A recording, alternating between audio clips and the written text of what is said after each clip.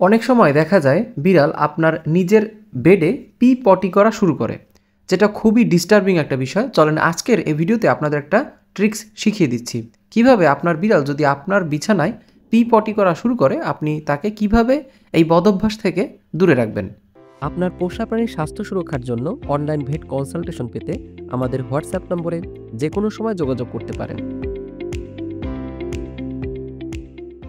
একটা কথা আছে, বিড়াল যেখানে খাওয়া দাওয়া করে তারা সেখানে পি বা পটি করে না।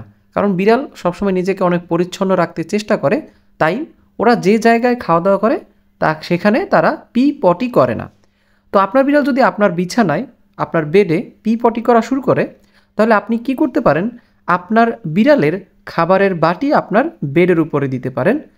এতে করে সে যদি কিছুদিন আপনার বেডের উপরে বসে খাবার দাবার খায়, এক্ষেত্রে আপনি কোনো রেক্সিন বা কোনো কাগজ বিছিয়ে দিয়ে তার উপরে তার খাবারের বাটি দিয়ে সেখানে তাকে খাওয়ানোর কিছুদিন খাওয়াবেন।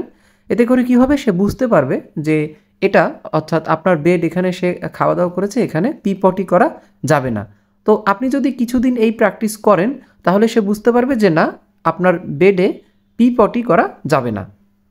সো এই ট্রিক্সটা অবলম্বন করে আপনি কিন্তু বিড়ালের এই বদভ্যাসটা খুব সহজেই দূর করতে পারেন। ভিডিওটা ভালো লাগলে অবশ্যই চ্যানেলটা সাবস্ক্রাইব করতে পারেন। ধন্যবাদ। আপনার পোষা প্রাণীর স্বাস্থ্য সুরক্ষার জন্য অনলাইন ভেট কনসালটেশন পেতে আমাদের হোয়াটসঅ্যাপ নম্বরে যে কোনো সময় যোগাযোগ করতে পারেন।